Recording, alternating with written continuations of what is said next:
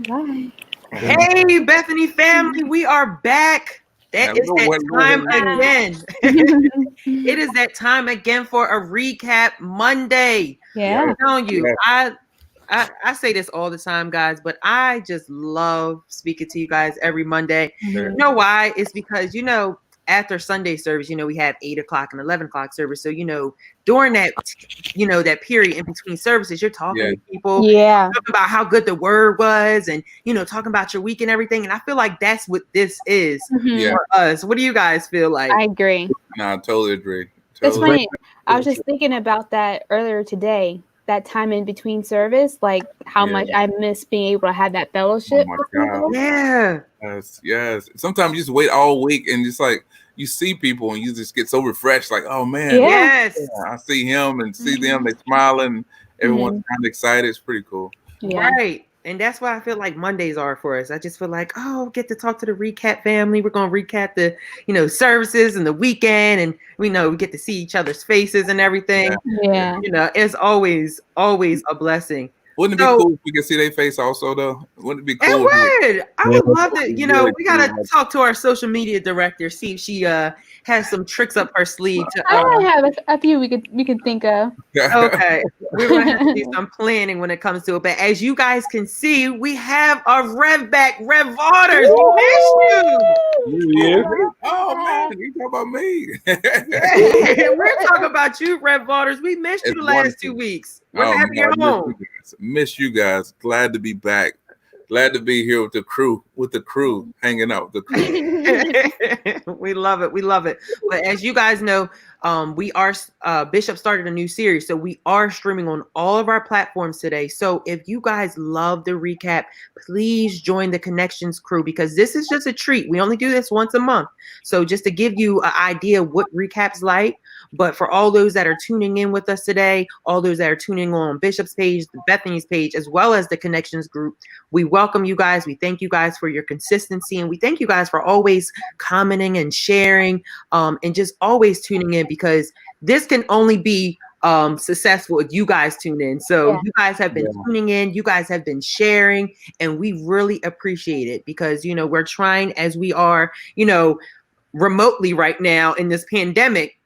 We are trying to spread the word of God in such an incredible way. And I feel like what we are doing, not just because I'm on the social media team, but I feel like we are doing an amazing job with connecting to our Bethany family. How you guys feel about that?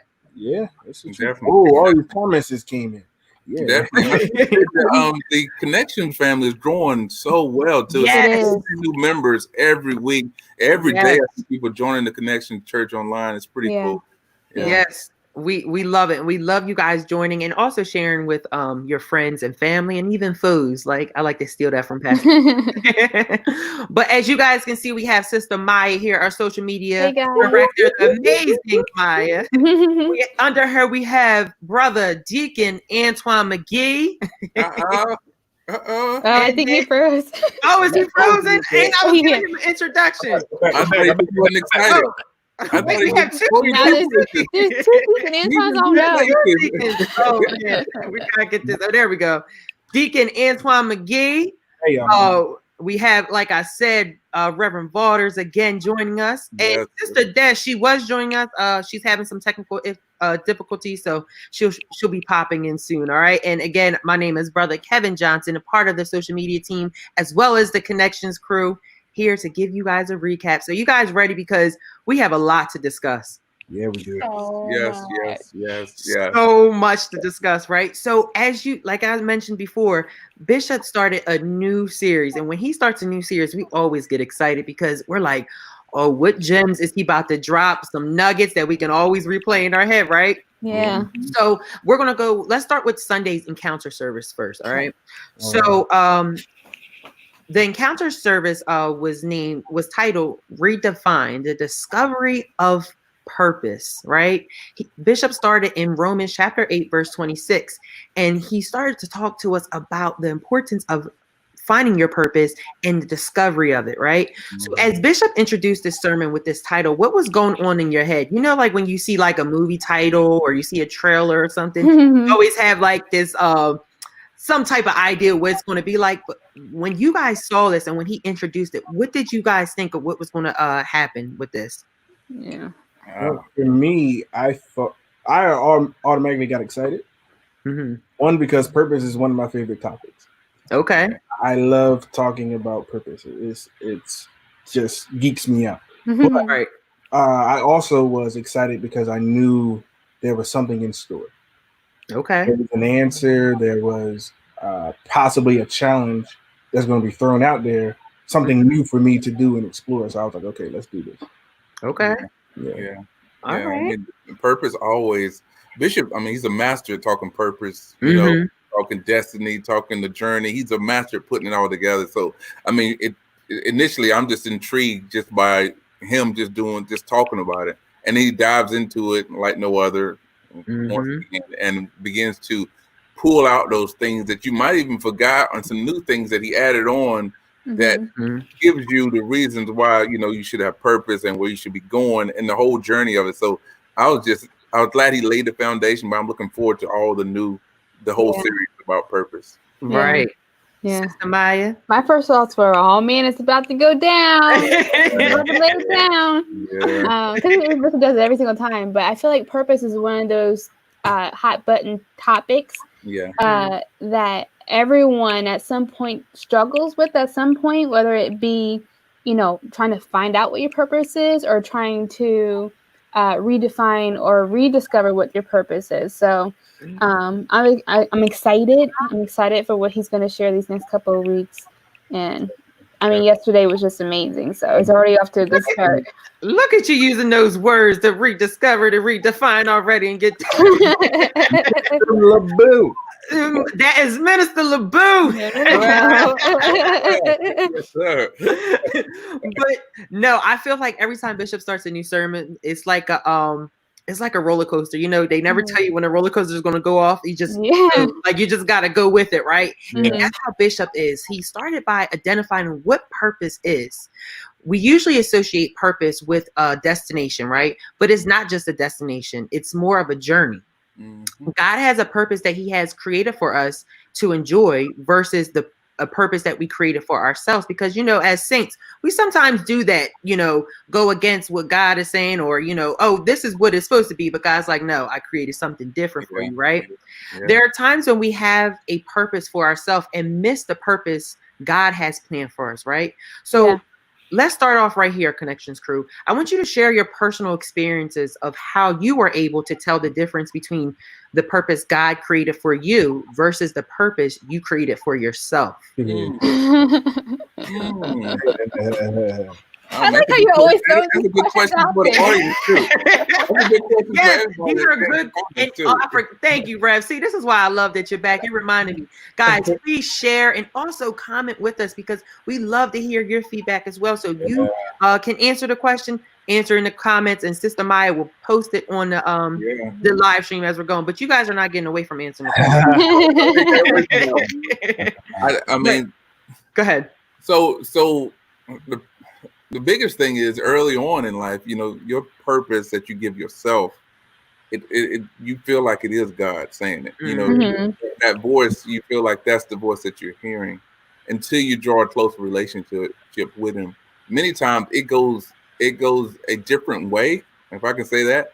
It may use some of your same attributes or some of those same talents, but it's moved into a different direction. Next thing you know, it's different, but you have more of a passion and a purpose. Now you can see your purpose a lot clearer. And then you need somebody like Bishop to define that and help mold that so you can see what this journey will look like to get perfect the purpose that God gave you. I think that's the biggest difference for me. I knew what I had put in my mind, but then God, he came and he changed it. And even though I could see some of the things I already had, some of the skills that I could use over here, it's God's purpose and it's used differently. Oh, I like that. Rev came back swinging. There you go. Who wants to take that after Rev? Sister Maya, Brother Antoine, Deacon. I'm sorry, Deacon. I guess for me, it was more so when I discovered God's purpose, it scared me because it was bigger than the purpose I had for myself. Yeah. The purpose I had for myself, of course, it had its challenges, but it was easily attainable because I could do it on my own. Right. And then when I discovered God's purpose, I was like, okay, this requires this, this, this, and this. And it's also a journey of dying to yourself. So, you know, you have to re-examine yourself like, okay, I'm with God. And now that I'm with him, I have to do the thing that he would want me to do. Yeah. And, you know, that was one of the things that struck out to me. Like, okay, this is clearly something that I wanted to do. This is something he wanted me to do because it's not even in my heart to do so. Exactly, yeah. But as Rev said, he allowed me to use all my other gifts and talents and attributes in this arena, which makes, you know, allows you to be more unique in this arena, and you can get more out of your gifts and talents and attributes in this arena than anything. That's so good. That's good. That's good, Deke. I like that. And what something that you said when you said that it kind of scared you, right? Yeah, I feel like that happens to a lot of us when we eventually find God, you know, the purpose God has for us. We get scared because you're like, you see that for me? You know what I mean? Because sometimes I feel like we dummy ourselves down sometimes and you know, not really give ourselves the credit that we need to, the credentials, you know, when it comes to walking in our identity and our purpose. So that no, excuse me, I'm sorry. No, go ahead. No, I'm sorry. You just got me, Rev, because I'm thinking to myself, it does scare, like Deacon said, it does. It brings you to a moment where you feel like it's unattainable. Yeah. And God does things like that because he needs our faith to meet his purpose. And so, you know, he knows what he's already done, but your faith has to catch up. And so it looks so far-fetched and it looks like it can't happen.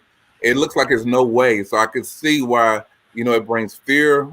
It translates itself differently until our faith can kind of catch up with it. And even then it has to manifest itself. And you're like, wow, God, you are. And that's when you sit back and like, wow, God, you're amazing. Yeah, that's so true. And then knowing that you're so unworthy and he still gives you purpose. I'm just like, woo, me? Yeah. You got the right one, God. Yeah, why me? Why me? Like, that person was way better than I was. Exactly. Right. Be like Moses. Like that. I can't talk like that. Right. It's so true. That's so true. Sister Maya, did you want to add on to that? Yeah, I think for me, like, just that clear difference between like what my ambitions were. Like, I wanted to be a doctor, and I pursued and did everything that I, you know, could to make that happen. You know, whether it be in education or things that I enjoy, music and stuff like that. But like Deacon Antoine said in Remember Waters, like when the opportunity came to put different skill sets, whatever, into giving back to the kingdom, that's when I was able to see, oh, this is the purpose. So everything else I was chasing, like, even though I thought it was, you know, that was my purpose, it really wasn't. And it can be scary, it can be intimidating, it can be a lot of work. But I think just the fulfillment that you get kind of brings it all back, you know? So that's good. That's good. I like y'all always make my money. You gotta answer the question too, Kevin. You're not getting away. Well, so I will say, I like asking the questions. I never look, and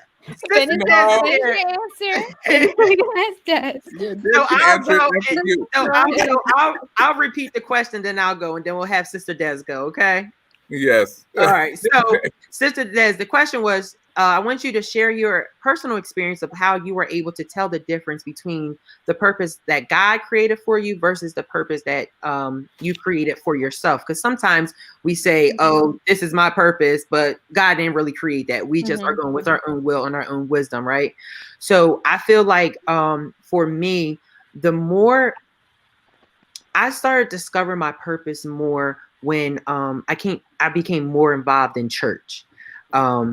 It basically, when I became more involved in church, it basically was a blueprint of what my purpose was supposed to be, with helping certain people, encouraging people, because everything that I did at church, whether, it was working on hospitality or concierge desk, or just everything that took away from the sermons from Bishop or Pastor Nick, I tied it into my, into my work and everything. So I saw that there was an increase in, who I was as a person, and an increase of, my faith and everything. So I will say that that's how I was able to decipher, because there was a moment when, I was in college and, I was scared because I was about to graduate, and I had this one class that was hard and everything. And it took me back to focusing what I needed to do and focusing on church and just the sermons and everything I was being taught. So that's how I was able to decipher the difference of, what was my purpose for myself, and then what was God's purpose for my life. So for me, I think, I'm sorry. I was going to say, I think when things come into alignment for me, when things kind of just happen without me thinking about it, that's when I know, like, okay, I'm on God's path. Whereas if I'm doing my own thing, I have to work for it, or I have to try to do something, or I have to, like, go out of my way to, well, it seems like I'm going out of my way to get things done. Whereas like when I start noticing that, okay, this is not even, I'm not doing anything, things are just kind of happening, and doors are opening, and things are just, people are just walking in, then that's how I know, like, oh, let me keep doing what I'm doing, because clearly, like, and then once I start to divert from that, then if there's an instance that I start to go off of that path, then I'm like, oh, the favor is not is not on me as much, so I have to like get back in line, and that's how I know when I'm doing something versus when God's doing something. I like it. So Bishop said, like destiny, purpose must be discovered, and like destiny, purpose has to be decided by God outside of us. So in order to walk in purpose, one must accept two things. Purpose is a journey, not a destination. And the milestones of life make sense. Meaning, when you look back over your life, you should be able to understand why you experience certain seasons to arrive at this certain place in your life. So, when you go through certain things, you should be like, okay, I went through that for a certain reason. That season was there. That person was in my life for a certain reason or season, right? So I want to ask you guys, can you recall certain seasons in your life that you look back on and say, I now know why I experienced that season? Yeah. I was going to say, it just, while you were talking about it, it hit me. Back probably, I think it was 2016, 17, two of the roughest years of my life. I was working at least 2 or 3 jobs, still doing a lot of ministry work, probably only getting 4 hours of sleep a day for like 3 months. Because I had a plan, and I was trying to do it my way, of course, and not realizing, and going through ordination process too, but not realizing, that was helping me for now, because I'm able to do a full-time job, still do ministry work, and now I tacked on a master's program, which allows me probably to sleep 4 hours a night, on any given night, because I'm trying to matriculate through the program and learn at the same time. So it's like all that showed me that you can function, with little and still be excellent in the majority of the things that you do. So I was just like, okay, this makes sense. That's good.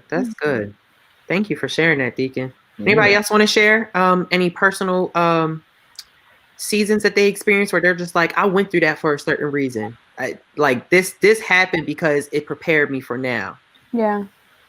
Well, I think I mentioned here about my surgeries before. Yeah. And now I had like major leg surgeries. I was in a wheelchair for like a year, had to learn how to walk again, all that fun stuff.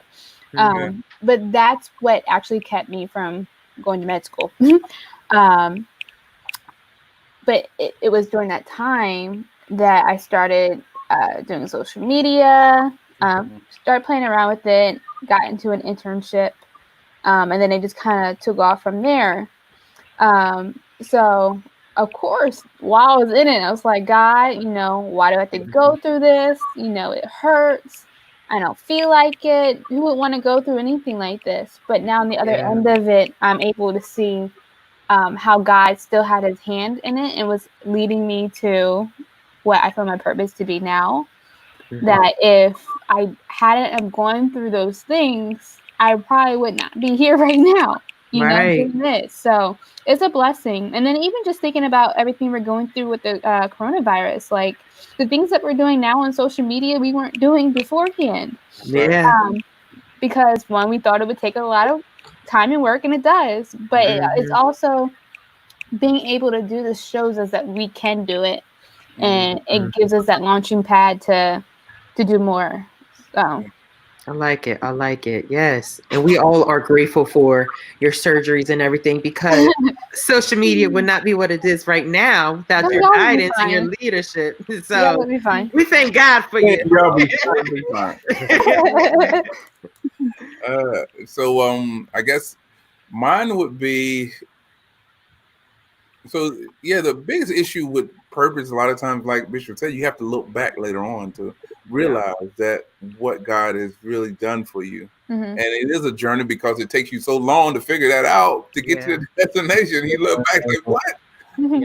So, when I moved up here 10 years ago, I thought I was moving for one thing, not knowing I'm moving for another. I thought I was moving up here to be closer to my wife's family, get my master's, all that good stuff, job opportunities and all that. But really, I was moving up here to my connection to Bethany, what my purpose is, and where I was supposed to do in the ministry and things like that, and be able to grow more. So that was, looking back on it, I see it now, and I can be more excited. But when I came up here, I was like, what am I doing up in this north? Who moves north? You usually move south. Right. That's what everybody kept saying. I was like, I don't know. But see, God had a plan. So by following that plan, made me obedient, and I could feel the tug and the pull that it was time to go, and the open doors that came and things like that. But just looking back on it now, it's clearer than it was. Can we just talk about obedience real quick and how important it is that we do follow, those things or those feelings that we're having?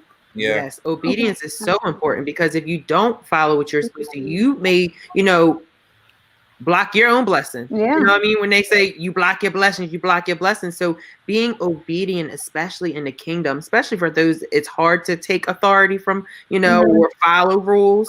It really conditions our mind and also keeps us on track when it comes to accomplishing things. So obedience, I feel like it's so important in the kingdom, especially as you continue to evolve and grow. Right. And I think this is a lot to the trust or the relationship that you have with God, that you're trusting him, be vulnerable. Lord, do what you got to do. I'll just follow you.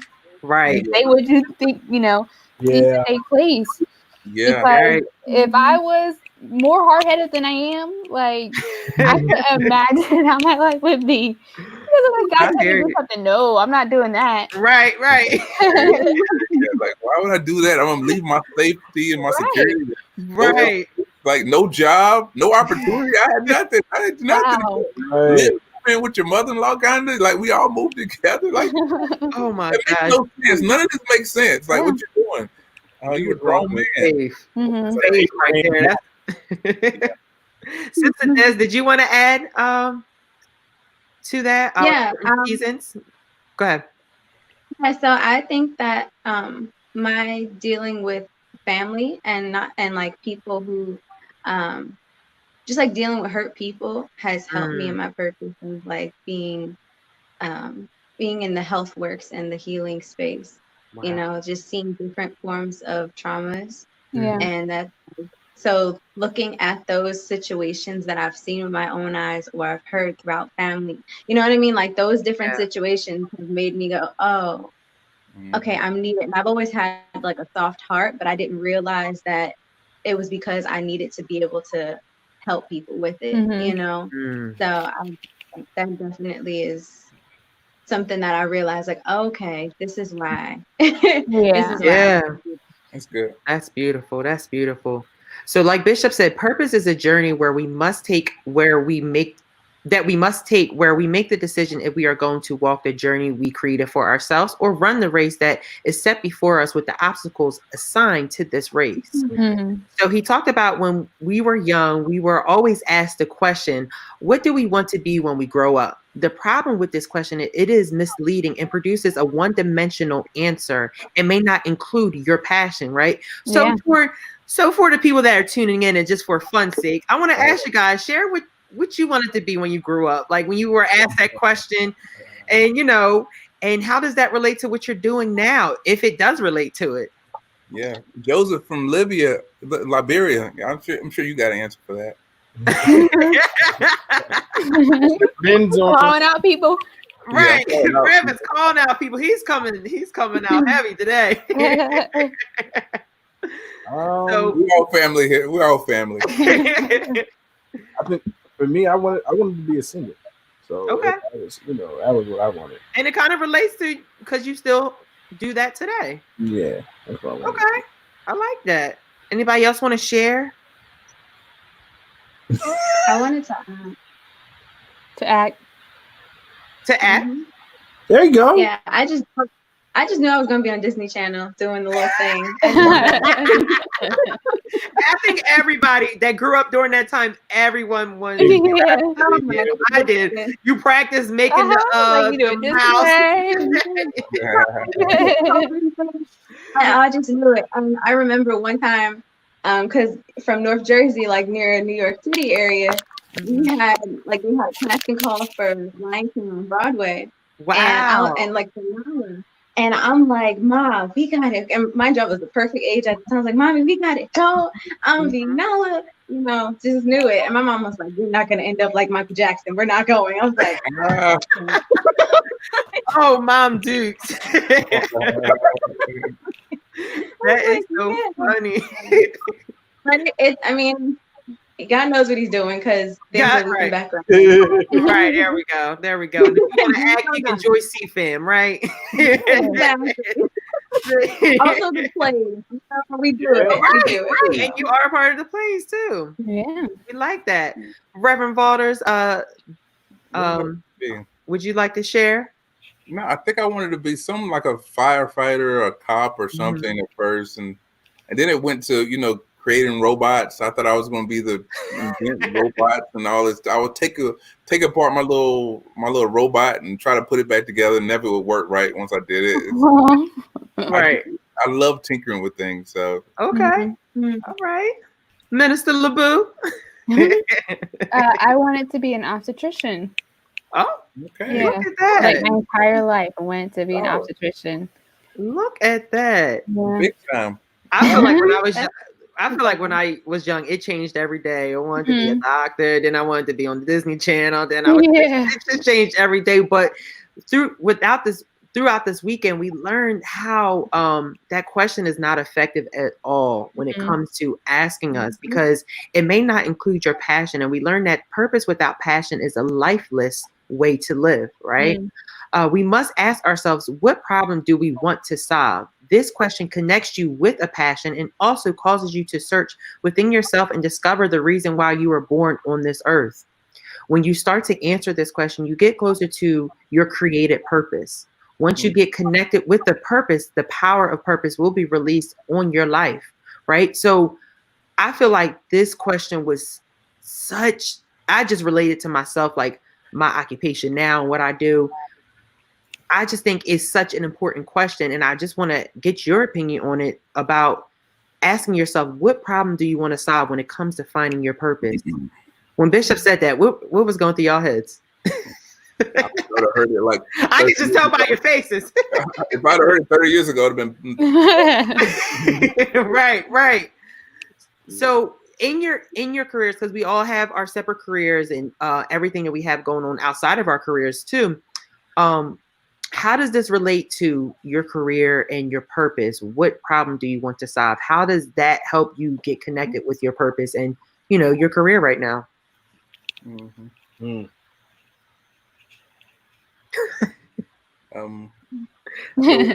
I love the silence. I love it. You asked some really good questions, Kevin. Oh, good. Oh, thank you. Thank you. So I believe my purpose is, you know, help and empower people. I'm a people person, and so any way I can do that, you know, it seems to come out, or it seems I'm always stuck in a situation where I'm needed in that area, or someone asking me a question that I don't know who they are, and I don't know why they're asking me, but I might have a way to help them out, and right, which is cool. Now it's cool. It wasn't cool at first. So how do I feel like? I think I'm growing more in that area. I think, and especially by being an assistant pastor, kind of it's really helping in that area. So that'll continue to blossom and grow as I continue to grow. And a lot of the things I do now is purposeful around people, because I know that's where I'm at, and that's what that's what I'm assigned to do. So a lot of things I do is because of that now. So when I go to look at new things, if it's not people driven, or it's something to be empowering people, then I kind of back away from it some, because I know it's not a part of my true purpose.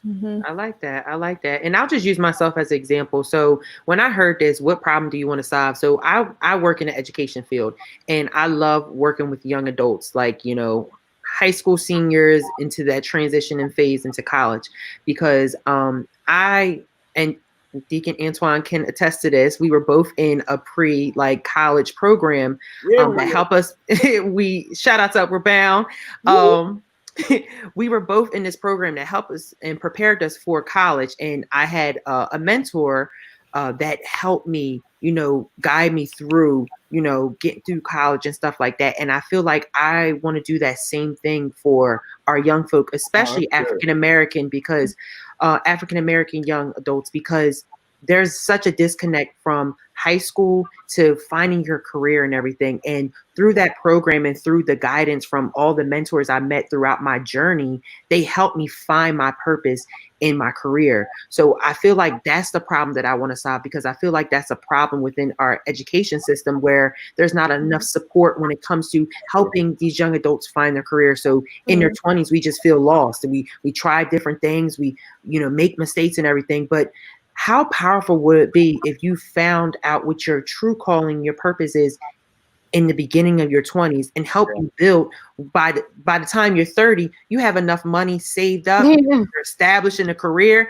You know what I mean? Like, I just look at, you know, millennials, like in our age bracket, when I talk to my friends and everything, if we would have had, you know, the mindset in the beginning, by the time we're 30, we will be in such a different mindset and different space.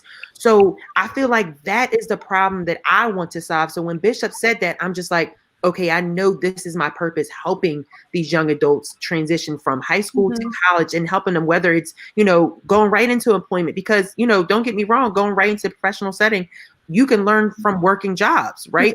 You can learn in classrooms. College is not for everyone. So, you know, finding college opportunities, job opportunities, or trade schools. So when he said that, it really resonated with me, and it also tied into my passion, because like I say all the time, and I probably shouldn't say this, but I would do my job without any pay, because the satisfaction and just seeing that my students are succeeding and they accomplish like small accomplishments, like getting their driver's license or getting a job or getting into college.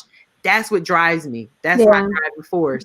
So you can tell that. You're a very kind person. Thank you. I appreciate, but no, that's what really, that's my my purpose, and that's the problem that I want to solve. So with that explanation, how do you guys feel, Sister Des, Sister Maya, Reverend Walters? Well, you already shared Deacon Antoine about you know, where you guys, especially in millennial standpoint, what problem you want to solve when it comes to, you know, your career and your purpose. Like I've always had, well, as my parents would say, a compassionate heart. Like, I care about how other people are feeling, whether like confidence wise, you know, what they might be struggling with. So like, I like listening to people and just being a source of encouragement to, you know, life is hard. So we're in this together, like that sort of thing, like just to give people the extra boost. And I agree with you, Kevin. Like, I wish I knew this now, you know, so, like, but I think also a lot of discovering our purpose, I could be wrong, comes with experience. Yes. So even if I did discover it, then I guess my question is, what would I have done with that? What would I have done with it? That's good. You know what I'm saying? That's good. And I can just to attest to it, I can just see that, just like how you say you like making people feel good and stuff like that. That even ties into your media, you know, taking pictures of people. I just know when we do stuff for church, how you encourage me, like you're my director. So you encourage me when we do certain things. So I see that within social media. So that's so true. Thank you. Sister Des, Deacon Antoine, did you guys want to add? Yeah. I was going to say that I definitely, I've always wanted to, like, health and wellness has always been a thing in my life, you know, so the main thing for me, and like the question I want to answer, or the solution I want to solve, is help healing Black bodies. Like all bodies, yes, but specifically Black bodies, because we don't get treated the same. We're not taken care of properly. We're not listened to, you know, so the helping to heal Black bodies in any way that I can. So like the yoga is one area of the things that I do, but I want to expand into so many other things. Like I'm looking to become like a doula and a nutritionist, and you know what I mean? So that I can help in different aspects and different avenues of healing the Black body, of listening to the Black body, you know. And so like my mom, she had her shoulders been hurting for like a few weeks now, and she went to the doctor, and her doctor looked at her shoulder and was like, oh, just taking like a prescription Advil or something like that. And I'm like, no, you need to like do an x-ray, like do something. Fix something. And I was like, Mom, is your doctor, is it a Black doctor? And she's like, no. I was like, we're taking you to a Black doctor so that they can listen to what you're saying. Like they can. No, that's so true. Your body is hurting, you know, like what's wrong? What is going on? And it's traveling down to her fingers. So her fingers are swollen. I'm telling my mom's business, but you know, like, but like, you know, like if you need someone to listen to you, to hear you, to hear what's going on in your body, you know. And I don't know if you guys have heard about the birth rates with Black women opposed to like any other race of woman, you know what I mean? So it's like, no, my answer, or the thing I want to solve and be a part of the solution, because I can't do it by myself, but the part of the bigger solution is healing Black bodies in all ways, because we need to. I'm sick of it, sick of us dying at the hands of people who don't take care of us. Wow. Right. So, that's so beautiful. That's awesome. It's amazing how you can get purpose in your voice, though. And you and Kevin, and even Maya, you know, you just hear it. It's like it exudes from your pores. Like, this is what I have. It's a good feeling too. I know we're getting off course, but isn't it like a good feeling? Like when you talk about your purpose, you talk about a problem that you want to solve. It's just like, you just get it all out, you know? It's like, it's like, it's good. Do that again.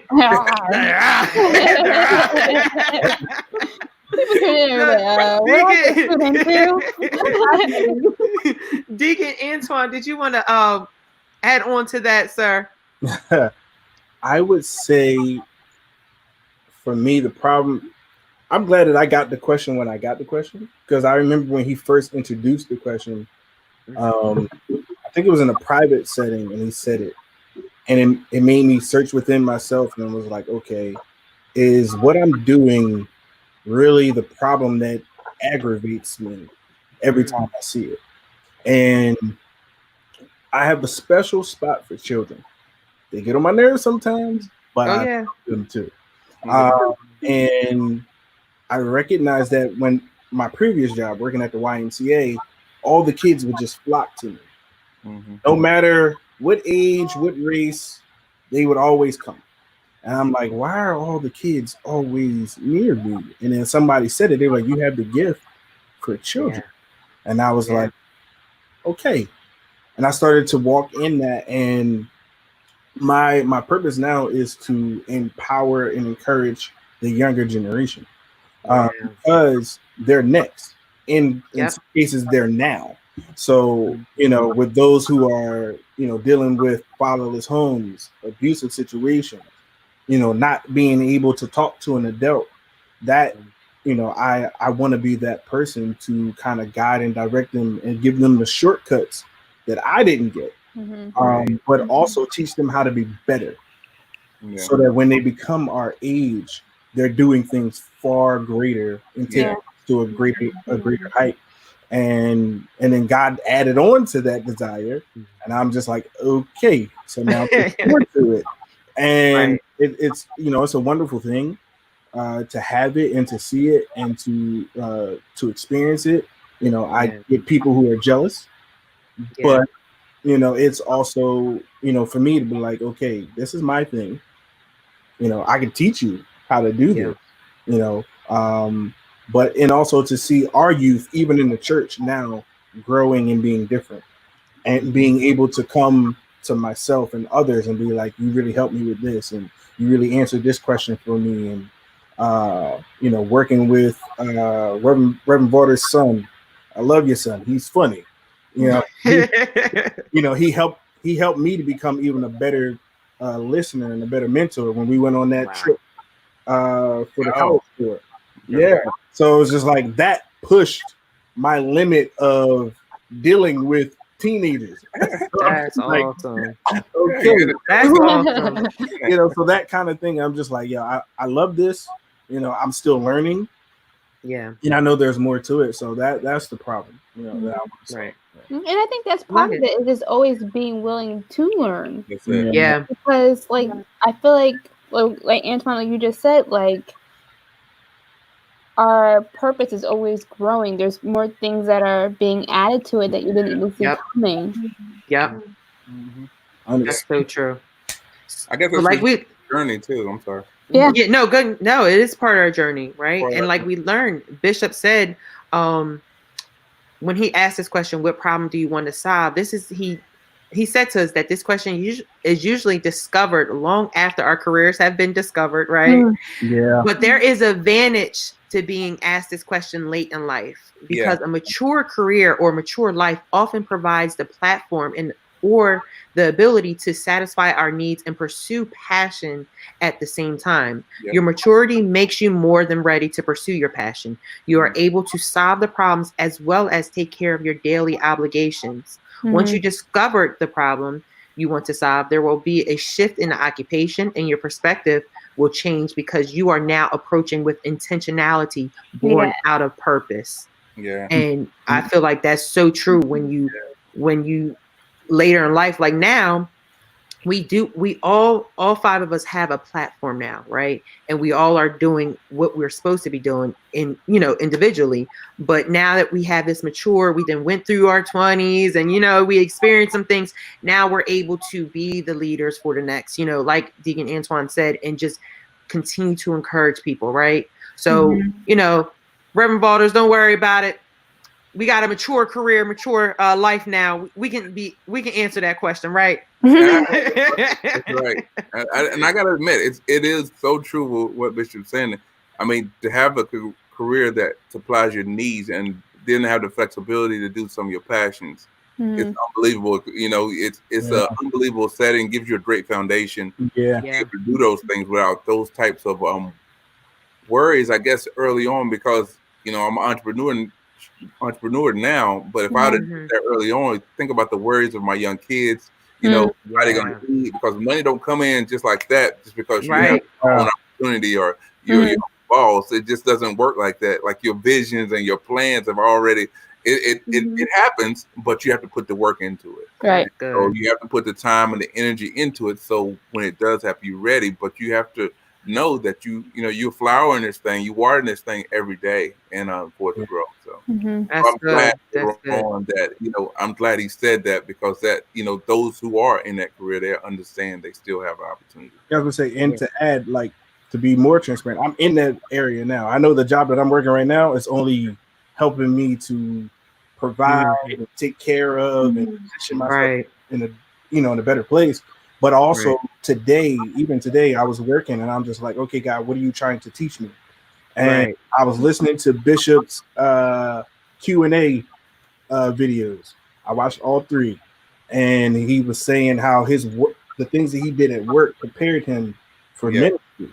And I was like, okay, so this is teaching me how to deal with difficult people, and be able to fix things in a jiffy and adjust my schedule and move my plans and to serve someone who may not be as nice, that kind of thing, and to be able to work with somebody and have the same flow. And I'm just like, okay, I said, this is why you have me here, on top of giving me what I need, providing and giving me better resources. I'm just like, okay. Yeah. Right. Yeah. That's so true. Now, Bishop did say he gave us all this good stuff about purpose, but he did also talk about that there are challenges when it comes to discovering your purpose, right? So purpose cannot be discovered without 3 fundamental laws being addressed. The 3 fundamental laws include the law of environment, the law of relationship, and the law of influence. So that means the right place, the right people, and the right influence. So let's discuss these 3 fundamental laws.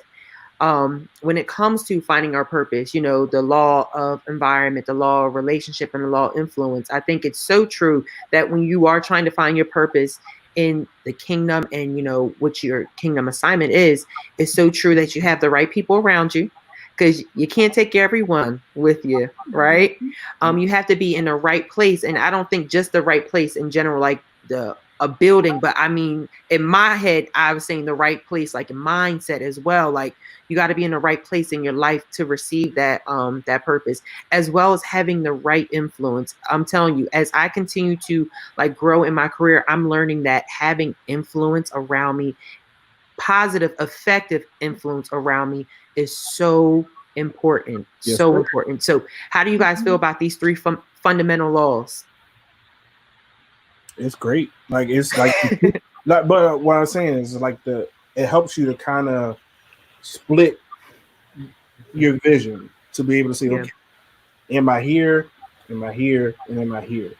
And you can kind of feel yourself through the whole journey of purpose. I think he said it another way in another sermon. He said, people, power, people, power. I think it was a position.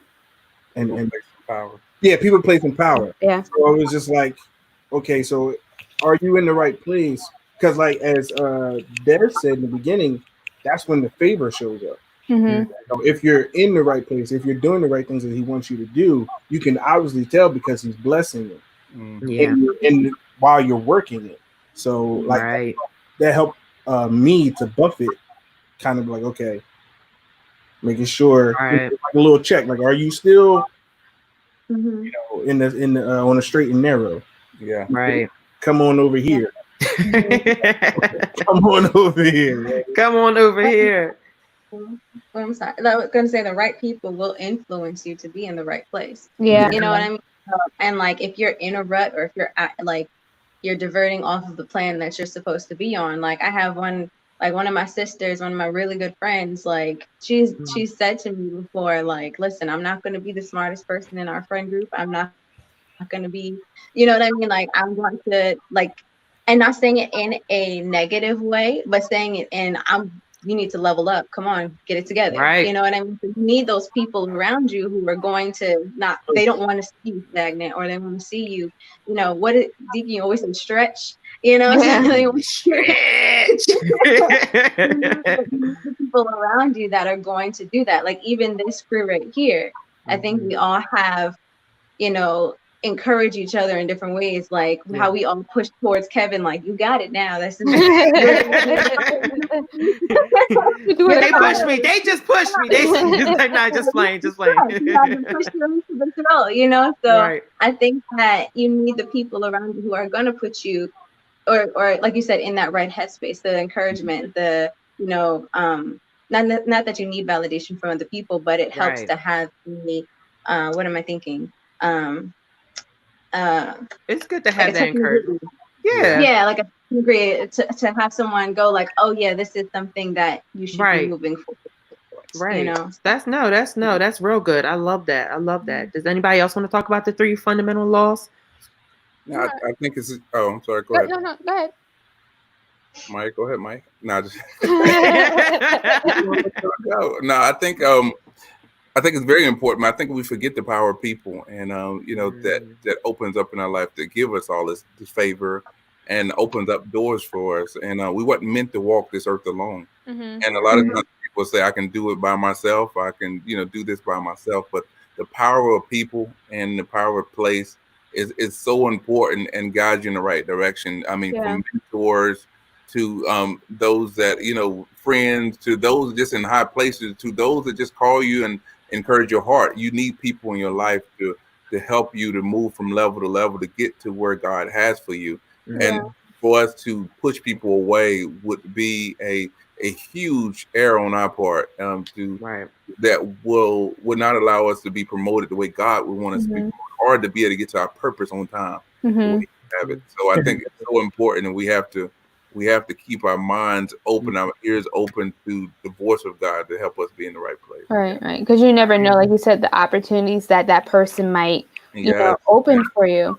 But I think it's important also from the standpoint of, I think we talked about this before, like you soak up like a sponge the people who are around you, and being with the wrong people can take you so far off path, so far off your purpose, that before you know it, you're like, how do I even get back there? So I think it's really important to keep, like Desiree said, the positive people, the support people in mind who are going to guide you, walk along with you in what I guess your purpose is, and get you to that place of power, you know, everything. They're all interconnected for me.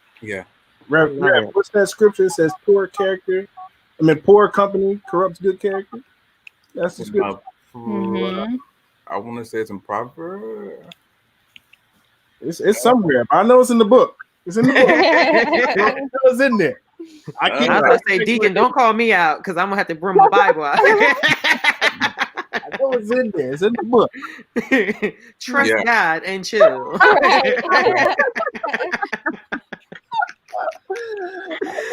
So listen, another challenge to purpose is the lack of structure in your life. When your life does not consist of structure, you will be heading in too many different directions at the same time. You do not want to start a life of repetition where you are always starting and never finishing. You have to understand that the process leads to fulfillment. You have to make sure there is a predictability to your life, because an unpredictable life is an insecure life. A structured life means scheduling your days, knowing how to persevere when changes present themselves, embracing being intentional every day, shifting everything in your life that has represented an obligation over to an opportunity, and identifying the patterns of distraction in your life. Because distractions will delay your journey and purpose. And Sister Maya, Minister Labu, just talked about distractions, and distractions could be people as well. So, how do you usually identify a distraction, and what do you do to make sure it does not interrupt your process? That's a hard one. Well, let's be honest. We all know when we're distracted. We all know. It's very simple. You know, for me, I'm going to be real easy.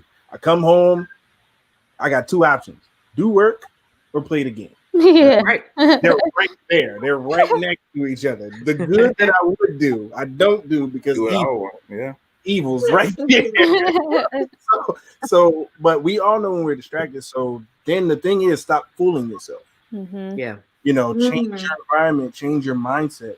You know, put it in the non-negotiable tab, as Bishop has told me many a times. Certain things have to be non-negotiable. You have to read your Bible.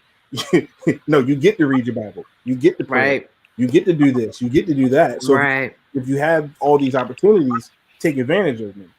Like the game's not going anywhere. That's going to be there. So you can pick that up after you do everything. You know, if you want to pick it up for a little bit, you do what you have to do. The key is not to fool ourselves, I think. When we're distracted, because the distraction is to take you off course. Mm-hmm. Yeah. It's not even like all the way over here. If you go 3 degrees and keep walking that 3 degrees, you'll realize after a while you're way off your target. And that's how, I think that's how the enemy is. He's a sharpshooter. So he just kind of like sit there like, I'm gonna hit you right here. Oh, come on, Deacon. He's teaching us right now, y'all. I'm gonna hit you right there. And you kind of go back. Right. Right. That's good. That's good. Like, don't fool yourself. Yeah. I agree to a point, but a sheep, when they're down grazing, many times they don't know how far they're grazing. And they're off the path. And so many times we do know. You're right. You're totally right. But there's sometimes we can get distracted without knowing. And I think that goes to the sifting part of it. Because if we knew we was being sifted, many times we would probably pull back at some point. And so there are times that we don't know, but there are many times, like you said, that we do know. So we have to be careful not to go down that wrong path, because it always starts off as something. It seems like it starts off as something small, and it continues to pull you off track, and then you're like, "How did I get all the way out of here?" Right. I'm out in the middle of the ocean. And I don't know how. Right. I was just about to say that. You know how you like in the ocean and the waves the current just takes you over. You're like, wait, why is my blanket all the way over there? Your hotel will be here, and next thing you know, you're a mile down the way. You're like, how did that happen? Right. And so, that happens many times. And so we have to be careful and keep our minds. But if we kept our heads up and kept our minds on Christ and on the Lord, what he told us, we wouldn't be easily distracted. So we have to be very careful not to keep our head down the whole time. Yeah. That's good. That's so good. Sister Des or Sister Maya, do you want to talk about how do you usually identify your distraction, and what do you do to make sure it doesn't interrupt your process? You gonna go? I love that. I love that. You gonna go, Maya? I'm ready. You got this, girl. I think that a lot for me, it'll like I'll get a dream about it, and then I won't be able to sleep. So like, that's not nice, God. That's not nice. Like, even full transparency with y'all, like even today, I woke up at like 2:30 and didn't go back to sleep until 6. Wow. Because I know, like I know where I know exactly, like you said, Deep, I know exactly where I'm being distracted. I know exactly what is happening. But the disobedience is coming in. I see what is happening. So I'm willing to like, no, that's not what's going on. No, it's fine. Right. No, it's fine. No. We're good at talking ourselves out of it. I said we're good at talking or making reasons for excuses for the things that we're doing. That's true. Right. Yeah. So that's how, like, for me, I know, I know exactly what's going on. And then I have had moments, like you said, Rev, where I have like had my head down and not really I haven't known what was going on. And then I'm like, wait a second, what's going, like, how did I end up here? But I know for me, I'll just like, I won't be able to rest. I won't have peace, and things will be disrupted. And, and I think it comes, like I talked to y'all before about that discernment. Like I'm really praying for it. And then, it's so stupid because I'll pray for discernment. God will give it to me. And then I'm like, take it back. I'm like, no, it's not that though. Right. Make it the discernment I'm thinking of, God, like the right one, but it's not, it's never what he gives me exactly what I'm praying for. And then I'm not happy with the results because it's not what it's not in alignment with my purpose. It's in alignment with his. So when things have to get removed, or people have to get removed, or situations and have to change, and places have to change mentally or physically, it's like, but I thought we were good, know? That's so true. Yeah. That's so true. Thanks for your transparency. We really appreciate it. I love it. Sister Maya, would you like to add anything? No, I mean, agree with what everyone said. For me, it's like a voice, like you really should be doing this right now. Right. You should be reading your Bible right now. So, right. Yeah, like this is that nagging like thought, like I know better. I know what I need to be doing. Mm-hmm. Yeah. You know us saints. We be acting up sometimes. But like Bishop said this Sunday, if you are going to live in the power of purpose, you must identify what is your negative dominant emotion. Whatever is the negative dominant emotion has the potential to hinder the fulfillment of your purpose. So examples of these, jealousy, low self-esteem, entitlement, problems with authority, being selfish. Every present negative dominant emotion has a connection to your past. Unless you connect the dots with where you are to where the trouble started, you will never overcome that negative dominant emotion. This is because experiences, whether positive or negative, influence present decisions. Right? Yeah. So those that are tuning in, I forgot to mention that this weekend that we were blessed with 2 sermons from Bishop. He blessed us with Sunday encounter services as well as Saturday drive-in service that streamed at 12 o'clock, right? Both of them still under the same theme of being redefined, but the drive-in service was particularly titled The Keys to My Chain, right? And when I heard this title, what song popped in my head immediately? Break Everything. My Deacon, Tasha Cobbs, because it was like it was just like, wow. I like after watching it again, because it was there Saturday, but watching it again on Sunday, like I had to like listen to the song because I'm just like, wow, like this is crazy, thing, man. Yeah, you can feel it. So I'm leaving you guys, those that are tuning in, with a little treat. It's an hour already. We already, I don't know where this hour goes whenever we discuss, but I do encourage you guys, like we say every week, go back. The recap is a little piece of what is covered. So we were not able to cover the drive-in service, but we encourage you guys to go back because Bishop is continuing on as he just started this series this weekend. So he's still going to have a word for you for the drive-in service as well, and the encounter service, still under the same umbrella, redefined, but different sermons. So I encourage you guys to go watch this one because the keys to my chain, basically, we got a call. Bishop, it was God telling me, Kevin, keep going. Just saying. But basically, Bishop said God has already given you the keys to power and authority to unlock every chain that the devil has decided will stay in your life for the rest of your life. So I encourage you guys, please go back and watch the encounter services on Sunday, 8, 9, and 10, 8, 9, and 11.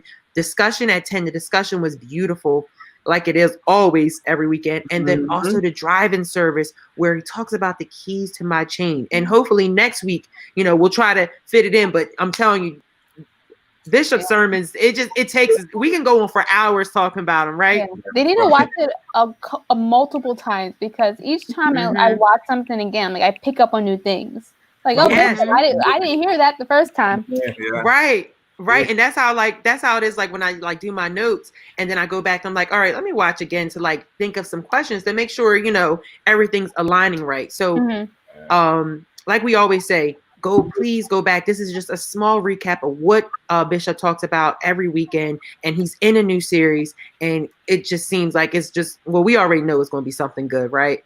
So Connections crew, before I go into announcements, do you have any remaining thoughts from drive-in service or the encounter services with this redefined new series? No, I'm just excited for it. I can't wait to see, what else he's going to go and what the impact of it is going to be on my life. So I think it's going to be really relevant for where we are, because in this new normal, to redefine ourselves. So we have to. I think it's going to be. I know when Bishop's on something. So like, okay, I can see kind of where this might go, and I'm just like, all right, let's do it. So I encourage everybody to go back on YouTube, watch it, share it with your friends, your frenemies, as Reverend Vile says. Yes. and get it out there. Binge it. Bishop says you have to watch something 7 times. Yeah. There you go, 7 times. And share it with your friends so that they can share it too. Yeah. Yes, Reverend Waters, Sister Des, you want to add anything to the remaining thoughts of this week's sermon before we get into the announcements? I was just gonna say, Bishop is always in my business. So I'm just ready to be read. I love that. Oh my gosh, Sister Des, I love that. Oh my gosh. Drop the mic. I love you. Oh my gosh. So I'm just ready to be read. I love that. Rev Waters. No, I can't do that. What am I supposed to say? I know. Like, what do I say? That was good. That was good, Sister Des. That was good. He be on your porch, like, so. He be on your couch, sitting right at you, like. It drops him every time. Every time. You feel like you're the only person he's talking to when he's on especially the internet now. He's like, why are you talking to me like that, Bishop? Right here. Right. You're going through all your emotions. We have the best bishop, the best pastor in the whole entire world. I'm telling you guys. So as we go into this week, guys, remember Word Impact at 7 on Wednesday. Pastor Nick and Bishop, every time they're the dynamic duo. Every time they get together, it's always an incredible discussion. And they always have a good time. The worship is always amazing for Word Impact as well as the Word. So we encourage you guys to watch that. On Thursday, very excited, from Pandemic to Pandemonium, Part 2 on Thursday at 7:00. So you remember we had the first panel during Power of God. It was received so well from everyone that tuned in that we're doing a Part 2. So I encourage you guys to tune in. All right. Also on Thursday, we have another board at Bethany. I hope you guys enjoyed our baptism. That was so funny. Oh my God. I hope you guys enjoyed it. The social media team, we're crazy, but we love each other. We're a shady bunch, but we always have a good time. And this is also a good opportunity to say to you guys, if you have any ideas for Board at Bethany or any ideas for content to be posted, please share with us. And I'll even take it another step. If you want to join the social media team and, be creative writers, editing videos, or be in some of our videos, because if you can act, please, we encourage you guys to enjoy the social media team or send in any ideas that you have. Please send them to social@go2bethany.com. All right. Also, special announcement, Saturday. It is the 4th Saturday of the month. And as you know, we are celebrating Bishop all month long. But this Saturday for drive-in service, weather permitted, we are going to do a drive-by celebration for Bishop. Now, like we say, Bishop is, as you know, if you go to Bethany, you know how much we love our Bishop. You know how much he loves us. So let's take this moment to really just show him how much we love him. Let's pack that parking lot out. Let's honk and just keep celebrating him. So please, if you guys are able to, please join us Saturday for the drive-in service so you can drive by and give Bishop some love, beat the horns, wave at him, because I know Bishop's going to love it. So please, for Saturday drive-in service, we will be celebrating Bishop for his anniversary. Also, following that on Sunday, we have all of our encounter services, but a special treat. We have Prophet Daniel Amate, who is no stranger to the plaza. I'm telling you, every time he comes, I get chills. I just got chills by just saying his name. Yeah. Even though he was going to tune in virtually, he is still going to prophesy. He's still going to read us our rights and tell us about what God has in store for us, just to celebrate Bishop. And not only that, we have another double hitter, another heavy hitter. Sunday night, we have Bishop T.D. Jakes. Yes. This weekend is going to be, from the celebration on Saturday to Sunday services, is going to be incredible. So Bethany family, please tune in, share with your family, friends, everyone. Tell everyone. And also on Sunday, we have a pre-discussion with Bishop and Pastor Nick, as well as a post-discussion. So all that, please tune in. And also, please tune into all the content that's been posted. Last week, we had an incredible panel on Thursday with women at Bethany in business. Yeah. It was Even though it was for the women, I text I was like, this was for me too. This was for me too. It was good. I shout out to Pastor P. I ran up to her Saturday, gave her the tightest hug. I was like, Pastor P, I love that. That panel blessed my life. So guys, I encourage you guys to go back, tune in, and watch all the content, the board at Bethany, everything, and share with us. And let us know how much you guys are enjoying it in the panels and discussions. Connections crew is always a blessing. It's always a pleasure with you guys every week. Anything before we sign off? See you guys later. Be blessed. And thank you guys for tuning in and share, okay? We love you, Beth and your family. We'll see you next Monday in the Connections group. Yeah. See you guys.